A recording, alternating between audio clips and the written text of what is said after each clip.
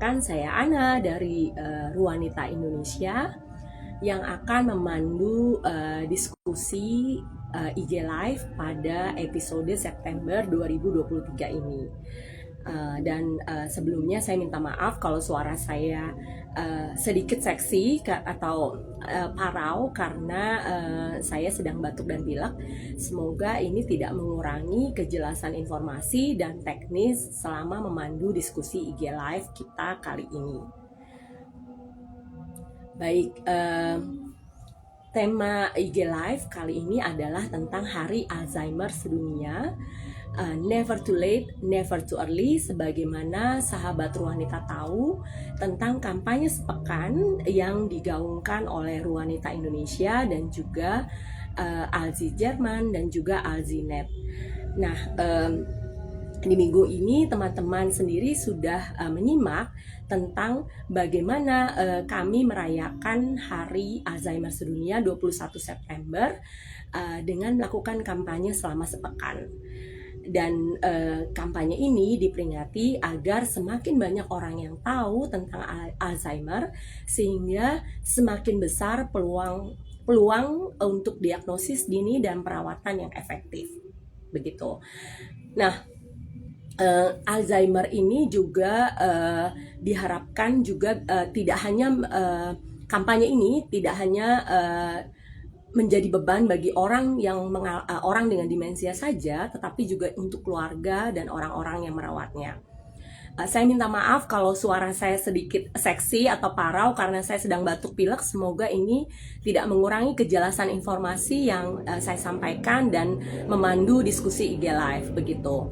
Nah, sahabat wanita juga perlu tahu kalau Alzheimer ini belum ada obatnya, sehingga Hari Alzheimer Sedunia ini diperingati agar dapat meningkatkan perkembangan ilmu pengetahuan dan juga mengembangkan perawatan yang lebih efektif dan pada akhirnya dapat menemukan obatnya. Begitu. Sahabat wanita juga perlu tahu nih, kalau misalnya Hari Alzheimer Sedunia ini itu menjadi momen untuk memperingati atau menghormati orang dengan Alzheimer dan demensia, serta mengakui perjuangan mereka sehari-hari bahwa itu tidak mudah.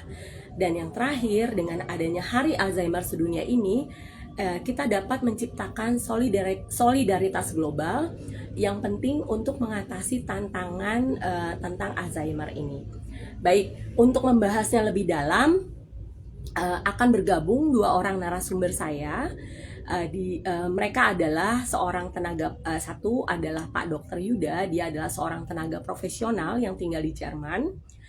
Dan satu lagi adalah seorang caregiver, dia adalah Ibu Desi Fellner yang tinggal di Belanda dan dia adalah seorang perawat.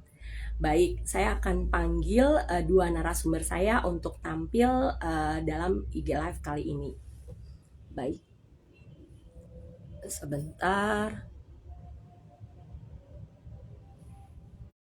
Semoga tidak ada kendala teknis karena saya tidak sedang di Jerman dan kita akan terhubung dengan 3 negara. Semoga semuanya baik-baik saja. Pak Dr. Yuda sudah terhubung. Terima kasih. Saya coba kontak Ibu Desi. Ya, selamat pagi, Mbak. Selamat pagi waktu Jerman. Saya lagi ada di Jakarta, jadi saya selamat siang menjelang sore ya. Iya. Iya, terima kasih Pak Dokter sudah bergabung. Ini saya juga sudah mengundang Ibu Desi. Semoga tidak ada kendala teknis juga.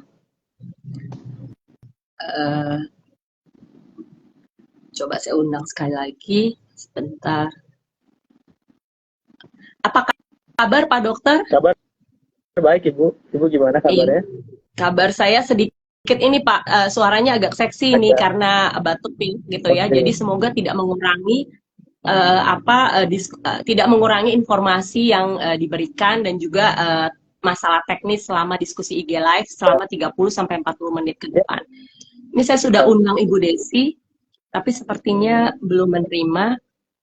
Saya coba sekali lagi, kalau tidak kita bisa mulai sebentar. Ibu Desi. Bagaimana cuaca di Jerman, Pak Dokter? Gimana, Bu? Bagaimana cuaca Oh, di Jerman saat cuaca ini? sudah mulai dingin, Ibu. Sudah mulai, Oh iya, ya, udah masuk musim gugur ya? sudah hampir masuk. Hari ini Mulai musim gugur. Oh, oke. Saya kita bersama dengan komunitas Alzheimer Jerman juga, kita bareng-bareng di sini, Ibu, Ini untuk siapa? merayakan Hari Alzheimer. Halo, Rusdin. Wow, saya merasa tersanjung untuk Ini ini ketua memandu diskusi ini. saya Dari Halo Alzheimer Bapak. Jerman ya. Kebetulan kita seniorin Saya juga merasa kumpul di sini. tersanjung. Iya, Kalian nanti lanjut Oke. sama Pak Dokter kita. iya. Oke, baik. Ini Bu Desi sepertinya belum terhubung. Saya coba sekali lagi. Kalau enggak kita mulai saja Iya, sambil nggak apa-apa. menunggu. Baik. Iya. Di Jakarta di tempat saya 33 derajat. Oh, bagus. Iya. Iya, tapi kok Bu Desi bilang dia belum diundang. Oke, saya coba sekali lagi sambil saya ngobrol aja dengan Pak Dokter Yuda. Jadi kita punya 3 segmen. Segmen yang pertama, mengapa kita perlu mengetahui tentang Alzheimer yang benar dan tepat, seperti kampanye kita. Lalu sebentar, Ibu Desi udah oke, saya udah undang. Lalu yang kedua, apa tantangan dan bagaimana proses penanganan Alzheimer. Dan yang ketiga, harapan dan pesan dari halo Bu Desi. Iya, Salam. aku nunggu-nunggu belum diundang. Aku tahu aku masuk ke IG, aku bisa request call. Jadi bisa. Oke, baik. Baik Ibu, terima kasih sudah bergabung Ibu Desi. Bersama dengan kita juga sudah ada Pak Dokter. Tadi saya sudah menjelaskan prolog mengapa kita memperingati Hari Alzheimer sedunia dan begitu penting untuk lebih banyak menginformasikan tentang Alzheimer supaya ini menjadi perhatian dunia dan solidaritas global. Baik, mohon maaf Ibu Desi dan Pak Dokter kalau suara saya sedikit seksi ini gitu kan. Semoga tidak mengurangi kejelasan informasi. Baik, yang pertama saya langsung ke Pak Dokter Yuda. Ini kita langsung membahas nih Pak Dokter. Mungkin kalau tentang profil Bu Desi dan Pak Dokter, sahabat wanita bisa langsung ngecek ke akun IG-nya mereka masing-masing dan berkenalan. Jadi kita langsung pada poinnya aja. Kita selama 30 menit berdiskusi tentang Alzheimer. Pak Dokter, ini kan tidak banyak orang tahu ya tentang perbedaan Alzheimer dan demensia. Nah, kira-kira dari Pak Dokter sendiri bisa menjelaskan nggak sih apa perbedaan Alzheimer dan demensia itu? Terima kasih, Bu. Jadi perbedaan antara demensia dan Alzheimer ya. Jadi demensia itu adalah satu rumah yang besar, begitu Bu ya. Dan Alzheimer ini adalah salah satu contoh atau salah satu contoh dari penyakit demensia ini. Nah, demensia ini bisa dimulai dari kemunduran fungsi mental pada pengidap ya, yang menyebabkan hilangnya kemampuan sehari-hari, gangguan pada fungsi kortikal, ingatan, pemikiran, orientasi, pemahaman, kemampuan belajar dan bahasa dan penilaian. Nah, jadi dalam satu rumah yang besar ini di demensia ini itu ada macam-macam perbedaannya. Jadi ada Alzheimer, itu salah satu contohnya, itu sekitar 60% dari penyakit demensia disebabkan oleh Alzheimer. Kemudian ada contoh lainnya, demensia vaskular, itu karena pembuluh darah yang tidak suplai pembuluh darah ke otak kurang bagus, itu mengakibatkan 15% dari demensia. Jadi bukan perbedaan ya. Jadi demensia Alzheimer adalah salah satu contoh dari demensia pada pengidap, dan demensia Alzheimer ini punya membuat porsi yang cukup besar, yaitu 60% dari semua demensia. Ya. Oke, baik. Nah, kalau di Jerman sendiri, Pak Dokter mungkin bisa jelaskan sebelum kita ke Bu Desi sebagai caregiver, bagaimana penanganannya kalau misalnya kita sudah mengetahui deteksi dini ya, kalau anggota keluarga kita itu sudah terdampak dari Alzheimer gitu. Nah, kira-kira apa yang bisa kita lakukan sebagai anggota keluarga?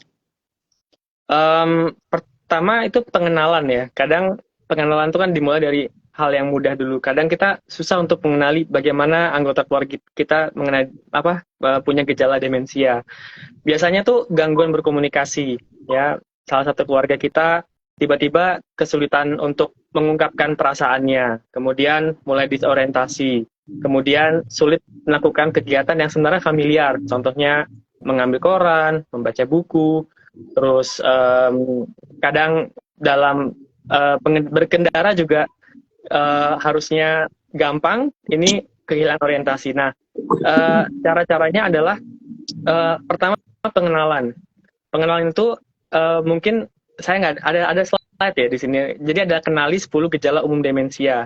Pertama, gangguan daya ingatan, sulit fokus, sulit melakukan kegiatan familiar, disorientasi, terus gangguan berkomunikasi, menaruh barang tidak pada tempatnya, salah membuat keputusan, menarik diri dari pergaulan, dan perubahan perilaku. Dan caranya adalah dengan pendekatan, menurut saya ya. Menurut saya itu komunikasi adalah hal yang paling utama, karena pada orang dengan pengidap atau orang yang punya demensia Alzheimer ini banyak perubahan emosi, banyak perubahan toleransi terhadap rasa emosinya nggak stabil. Dan biasanya orang dengan pengidap demensia Alzheimer ini mengabaikan norma-norma sosial, seperti mengabaikan diri sendiri atau suka menyendiri. Jadinya memang terapinya tuh ada banyak ya. Tapi yang saya tekankan di sini adalah kita bantu orang itu, jangan dihindari. Kita bantu, kita perbanyak kegiatan yang mengasah otak. Contohnya kalau si bapak atau si ibu atau teman suka membaca, ya kita temani baca, kita temani jalan-jalan, dan berolahraga secara rutin juga itu signifikan untuk mencegah penyakit demensia Alzheimer ini. Kemudian cukup istirahat, dan orang yang dengan gejala ini jangan dihindari, tapi diajak untuk acara, misalnya acara acara untuk pertemuan keluarga, pertemuan dengan komunitas-komunitas yang lain, komunitas agama ataupun yang lain, itu harus diajak gitu, dan harus sabar untuk komunikasinya. Begitu Ibu. Oke, baik Pak Dokter Yuda, terima kasih penjelasannya. Iya, buat saya yang tinggal di Jerman, Alzheimer bukan hal yang baru ya, itu terdengar seperti sering gitu, dan termasuk ayah mertua saya itu juga meninggal karena Alzheimer. Baik, kita akan mendengar juga dari Ibu Desi. Siapa nih Ibu sebagai caregiver ya, orang dengan demensia dalam keluarga Ibu? Pertama-tama terima kasih Mbak Ana udah diundang ke Ruanita. Salam buat Dokter Yuda di sana di Jerman. Selamat pagi. Selamat pagi. Kita pagi di sini di Indonesia sore ya. Saya tinggal di Belanda yang terkena Alzheimer terkena demensia mix antara Alzheimer dan kardiovaskuler demensia. Itu ibu saya di Indonesia tinggalnya. Ibu saya itu udah dari tahun 2016, berarti 2017 ya, dari tahun 2017. Sejak 2016 operasi itu udah ada perubahan operasi jantung, taruh ring di jantung, 2 ring. Terus setahun kemudian banyak perubahan-perubahan yang signifikan gitu loh. Kayak dokter bilang ya, taruh barang lupa, terus keseharian juga ya marah-marahnya tuh tingkat tinggi gitu loh. Padahal dia sendiri yang lupa gitu ya. Nah, itu jadi saya itu caregiver tapi dari jarak jauh ya. Jadi kakak saya di Indonesia juga ada, dulu sempat tinggal sama mama. Terus sejak 2021 mama dirawat di unit perawatan untuk lansia di Rukun Senior Living di Sentul sampai saat ini masih. Dan pastinya di Belanda juga seperti di Jerman ya, Alzheimer atau demensia ini secara global itu demensia itu bukan hal yang baru. Dan saya juga sejak 2018 bekerja sebagai nurse perawat untuk orang tua sampai saat ini. Jadi kenapa saya caregiver dari jarak jauh? Jadi nurse-nya itu kalau misalnya ada perubahan obat, ada sesuatu yang perubahan-perubahan yang signifikan kayak kesehariannya misalnya perubahan drastis lah gitu di mama, itu biasanya akan ada observasi dari psikiater, terus nanti psikiaternya ada konsul dengan saya gitu setelah konsul sama atau ketemu mama gitu untuk perubahan lainnya gitu. Oke, baik. Nah, Ibu Desi, ini ada pertanyaan tambahan lagi. Kan ada pendapat yang mengatakan ya, kalau satu anggota keluarga terkena demensia, seluruh anggota keluarga terkena dampaknya. Nah, bagaimana tanggapan Ibu tentang pendapat ini? Itu benar-benar benar sekali, karena itu kayak ada bom, mungkin dahsyat yang ngomongnya terlalu dramatis ya, tapi itu benar banget. Jadi kayak ada bom ditaruh di tengah-tengah keluarga, buah gitu ya, meledak, semuanya kena dampak dan sangat-sangat signifikan sekali dampaknya ya, namanya dari hati kita tuh kayak bercampur aduk, wah semuanya gitu lah.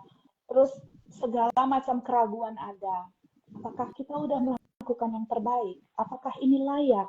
Apakah ini udah, karena sampai saat ini saya sempat kemana-mana diubek-ubek gitu untuk tempat yang layak untuk mama. Dan sampai saat ini yang saya lihat yang baik, layak ya cuman rukun ini. Walau harganya ya wow ya, bukan harga yang standar untuk boleh tahu Ibu berapa biayanya di Indonesia untuk perawatan ibunya Ibu? Masya Kalau di Allah. Jerman kita tahu ya standarnya karena kan kita udah punya sistemnya. Kalau di Indonesia bagaimana Ibu? Berapa besar biaya pengobatannya itu? Sebenarnya saya agak malu ya ngomongnya, tapi pertama itu dulu itu 19 juta sebulan, itu udah termasuk makan, 3 kali perawatan 24 jam dan juga laundry. 19 juta. Sebulan ya Ibu? Sebulan. 1 bulan ya. Wow. Bulan. Tapi sempat saya pikir tadinya kan kita mau ruangan yang di hook yang besar gitu ya. Cuman kita pikir mama tuh udah disorientasi ruang, waktu, orang. Tahun lalu saya pulang ke Indonesia juga udah nggak kenal saya. Jadi kalau jadi saya sempat 5 hari mama tuh di apartemen saya, bisa mandiin mama. Itu kalau aku mandiin, aduh suster cantik sekali, udah nggak tahu siapa saya. Terus tapi ingat nama-nama anaknya, tapi mukanya udah nggak kenal. Jadi taunya Desi yang umur 10 tahun misalnya gitu. Jadi muka yang aku udah gede begini tuh udah nggak inget gitu. Nah terus jadi kita pikir oh ya mama juga udah untuk ruangan itu yang besar yang kita pikir ya mesti yang layak itu yang ini. Tapi akhirnya udah deh kita mau yang lebih kecil. Akhirnya bisa masuk ke 16 juta, lumayan kan? 16 juta lumayan. Sebulan. Terus itu belum termasuk obat ya Mbak, belum termasuk obat. Terus udah gitu mama karena kan ada jantung, terus sama obat-obat medikasi untuk psikotik, medikasi untuk obat-obat Alzheimer-nya gitu, dan peredam untuk kalau dia marah-marah gitu kan, ada obat-obat peredam. Terus jadi sekarang itu karena mamah itu sejak bulan Februari nggak bisa, jadi nggak bisa untuk dengan, jadi kan sistemnya mereka itu satu caregiver di rukun ini untuk 4 pasien. Nah tapi mama tuh sering jalan-jalan, emang tukang jalan aslinya, seneng jalan. Oke, jadi ada biaya tambahan ya. Jadi ada biaya tambahan juga ekstra ya. Tapi caregiver yang rumah gitu. Emang senang Oke. jalan. Karena itu Oke, yang baik. bisa Baik, aku potong ya Ibu Desi karena waktunya. Iya. ada Oke, ekstra lagi biayanya. ekstra lagi ya. Jadi totalnya Betul. itu sama obat ya 30 juta Mbak sebulan. Oke. Wow, itu jumlah yang fantastis. Jadi sahabat wanita bisa mengetahui bagaimana penanganan Alzheimer itu di Indonesia, di Jerman, dan juga di Belanda. Nanti juga bisa ngobrol sama Ibu Desi yang juga merupakan perawat orang tua di Belanda. Kita lanjut ke Pak Dokter Yuda.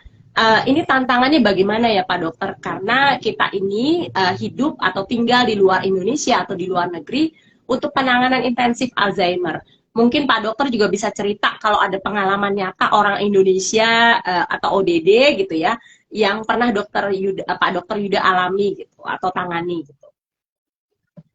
Oke, terima kasih. Wah, menarik sekali ceritanya Ibu Desi ya. Memang kalau boleh saya ini di sini kan banyak senior teman Bapak Ibu saya di sini ya. Itu di sini biayanya juga banyak ya, ternyata 3.000 sampai 4.000 euro per bulan gitu, untuk itu. Dan kalau mau murah, kata Bapak Ibu di sini lebih baik ambil perawat dari Eropa Timur. Nah, itu lebih murah, bisa sampai 1.700, 1.800 gitu. Nah, ini info yang menurut saya baru ya, yang perawat dari Eropa Timur. Karena itu saya sekarang berpikir kenapa banyak orang tua di Jerman yang sakit udah tua, kronis, itu banyak punya perawat dari Eropa Timur. Ternyata memang lebih terjangkau ya. Tapi dokter itu mau Ya. tanya, dokter, aku mau tanya itu yang bayar pasien sendiri atau Pasien sendiri, Bu. Tapi ada juga rente, apa namanya, kerangkeng kase sama rente bantu, tapi nggak semuanya gitu. Perangkat kasih apa itu? Asuransi kesehatan. Iya. Tergantung. Jadi pengalaman saya dengan orang dengan gejala Alzheimer itu, memang saya kan bukan ahli saraf, tapi saya di penyakit dalam sama intensif itu banyak sekali menangani pasien-pasien orang dengan Alzheimer gitu ya. Itu biasanya susah sekali komunikasi dengan, karena dia seperti kata Ibu, orang nggak punya orientasi waktu, nggak punya orientasi tempat, nggak punya orientasi nama sendiri juga nggak punya gitu. Jadi memang harus biasanya di Jerman tuh orang punya Betreuer gitu ya, gesetzliche Betreuer yang memang ditugaskan oleh negara, mereka bertanggung jawab untuk orang-orang ini. Kemudian nah dengan beliau ini, dengan Betreuer ini, mereka bisa berkomunikasi gitu. Nah, yang jadi tantangan bagi kami orang-orang kesehatan, perawat, dokter itu adalah ya kurang kooperatif orang dengan Alzheimer ya. Dan biasanya orang yang sudah Alzheimer, demensia, apapun itu bentuknya, dibawa ke rumah sakit, itu mereka punya itu kan asing semua ya. Bagi orang Alzheimer, bagi orang demensia, suasana yang asing itu bikin mereka makin takut, makin nggak bisa berkoordinasi ya, emosinya nggak stabil. Kadang saya tangannya dipukul, tapi kalau dipukul saya nggak sakit hati karena saya tahu bukan orang yang jahat gitu. Karena memang itu pengidapnya, mereka mempunyai gejala itu.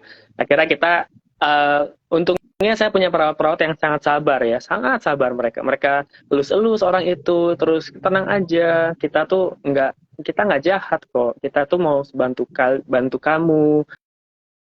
Kak, ya kalian semua jahat. Ini saya kelinci percobaan, saya lagi di laboratorium apa gitu. Enggak, kamu enggak lagi di laboratorium, kamu lagi di rumah sakit, kamu lagi sakit parah. Terus memang pendekatannya tuh harus berbeda ya. Jadi yang pertama, kalau mereka agresif, kita jangan sakit hati karena kita bukan yang jahat, dan dia juga nggak jahat ke kita, tapi kita harus ingat, oh orang ini demensia gitu. Jadi kita harus punya dalam pikiran kita, ini bukan beliau, tapi ini adalah penyakitnya. Yang kedua, bicaranya harus pelan, harus jelas. Terus usahakan kontak mata, karena dengan kontak mata jelas, pelan. Kalau dia agresif, ambil jarak sedikit, terus sabar dalam menghadapinya. Lama-lama dia oke, tapi jangan perdebatan. Kalau misal dia enggak, saya di laboratorium, saya ini, jangan perdebat. Karena penyakit orang dengan gejala demensia ini punya dunianya sendiri yang Betul. kita nggak bisa membenarkan. Kita nggak perlu berusaha untuk membenarkan gitu. Karena kalau kita berusaha membenarkan, dia makin lebih parah lagi. Kita ya sudah, kita ambil jarak saja. Terus kita bisa kasih obat penenang dengan dosis yang rendah. Kita biarin dulu, diamkan di dalam ruangan. Nanti kalau udah tenang lagi, datang lagi. Nah gitu. Biasanya orang dengan gejala Alzheimer ini hanya percaya sama 1-2 orang aja. Jadi bisa saja dia nggak percaya sama saya, tapi percaya sama kolega saya yang lain. Dia nggak percaya sama perawat A, tapi sama perawat B dia bisa lembut. Perawat A nggak bisa kasar. Nah, karena itu kita harus bisa, kalau sama si pasien A, si kamu aja yang maju, jangan aku. Karena mereka punya orang dengan orang yang dipercaya tertentu aja gitu.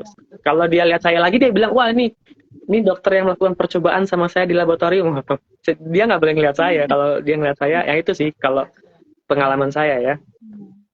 Iya, iya. Jadi menarik ya dok ya. Ini juga catatan bahwa kita juga kalau misalnya dengan orang dengan demensia juga tidak membenci dia gitu ya. Mungkin mereka yang agresif dan sebagainya, itu bukan mereka gitu ya. Itu penyakitnya yang membuat mereka seperti itu.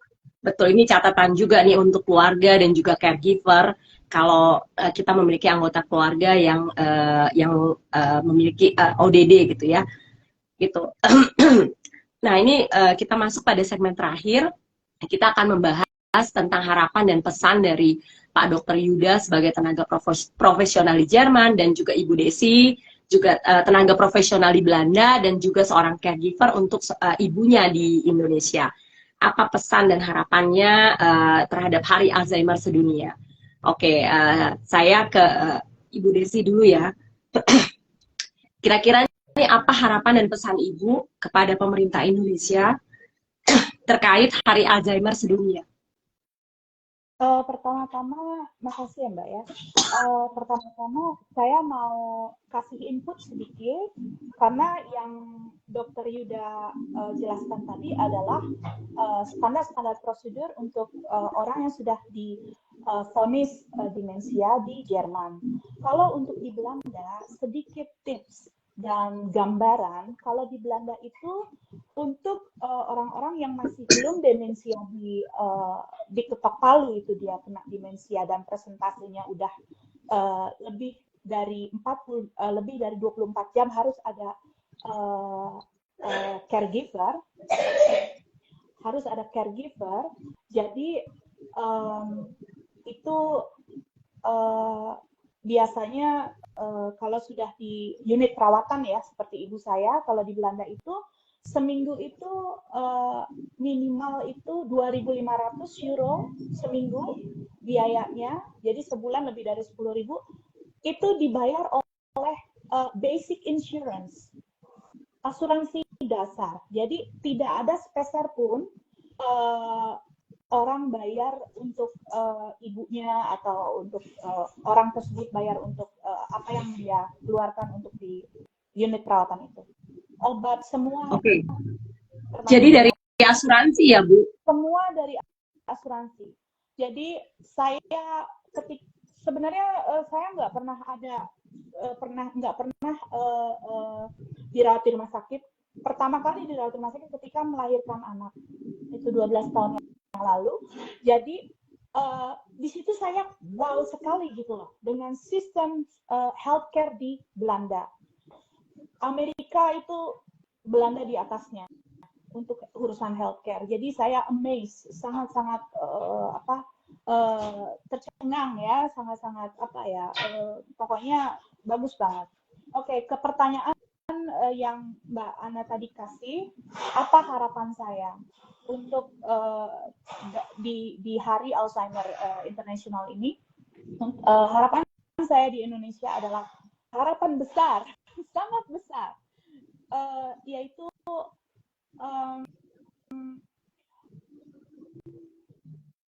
ketika kita bisa menghargai orang tua. Aduh, saya mau nangis ini kalau saya ingat ini. Nyari-nyari tempat buat mamah itu wow sekali. Lahir batin, pagi, malam sih nyari tempat yang layak. Karena kalau kita nggak punya uang itu, mamah masih di tempat yang makan di lantai sama orang-orang ODGJ gitu. Jadi nggak ada tempat yang layak. saya berharap sekali Indonesia itu nantinya bisa mempunyai tempat-tempat yang layak untuk lansia, terutama tidak hanya lansia ya, untuk orang-orang yang menderita demensia, dan layak tempatnya, dan tidak membebani orang tersebut untuk biayanya, kayak semacam BPJS tapi untuk orang lansia. Ketika dia udah diketok palu sama psikiater, oke, persentase demensianya udah segini,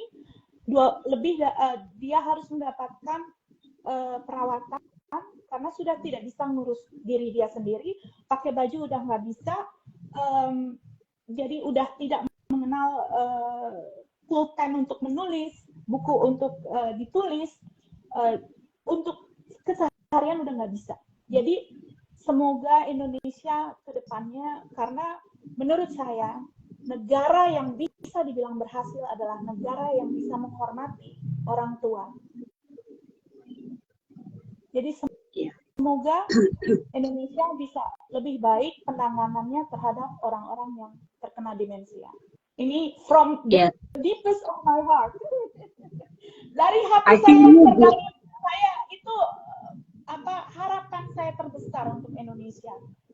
Ya, I feel you, Bu. Saya juga bisa merasakan. Jadi sebagai informasi teman-teman, sahabat Ruanita, sistem kesehatan di Indonesia atau BPJS itu baru dimulai tahun 2000-an atau tahun 2011. Sementara di Eropa, seperti di Jerman dan di Belanda itu dari 1800-an. Jadi bisa dibayangkan bahwa memang di Eropa sudah established, sudah lama dan sudah tersistematis sehingga mereka sudah punya sistem yang baik. Semoga ke depan juga untuk pelayanan lansia itu bisa diperbaiki, ditingkatkan sehingga kita juga bisa lebih baik lagi ke depannya, terutama untuk orang-orang yang merantau seperti kita mungkin pulang ke Indonesia, ingin menghabiskan di Indonesia, mungkin bisa ada sarana fasilitas yang lebih baik. Begitu. Nah, saya kembali ke Pak Dr. Yuda nih juga. Pertanyaannya sama, kira-kira dari Pak Dr. Yuda sendiri, apa harapannya sebagai tenaga profesional untuk tema Alzheimer dan juga pesannya gitu ya kepada caregivers atau anggota keluarga yang tinggal di luar Indonesia seperti kita gitu dalam berbagi dukungan sosial begitu Pak. Makasih Ibu. Saya ingin menambahkan sendiri, memang asuransi kesehatan Belanda itu memang jauh lebih baik dari Jerman. Karena Jerman itu udah mulai agak turun ya. Maksudnya rumah sakit banyak yang tutup. Jadi dulu memang gratis, tapi sekarang orang harus nambahin sendiri berapa gitu. Kadang tergantung bayarannya beda-beda. Jadi memang Belanda di sisi ini masih lebih baik dari Jerman untuk caregiver demensia. Untuk pesan-pesannya kayaknya nggak banyak ya. Yang pasti yang saya berharap banyak itu adalah bagaimana kita bisa deteksi gitu. Sebelum orang yang kita kenal atau orang yang kita sayang itu udah terlalu dalam dengan demensianya. Kadang tuh meremehkan, papa pelupa doang, mama pelupa doang, om tante gini-gini, terus mulai nggak dihargai mereka gitu. Harus sensitif, kita harus dideteksi, karena begitu mereka punya gejala yang lebih dalam itu udah susah banget untuk balik lagi gitu. Lebih baik harus punya, bener kata Ibu Desi ini, harus lebih sensitif ke orang tua ini, harus ditemani, karena kita yang mengalaminya itu sangat sedih gitu, apalagi kita yang dari jauh ya, karena terapi yang paling baik untuk demensia itu adalah sosial gitu, dan kita nggak bisa di situ kita sedihnya.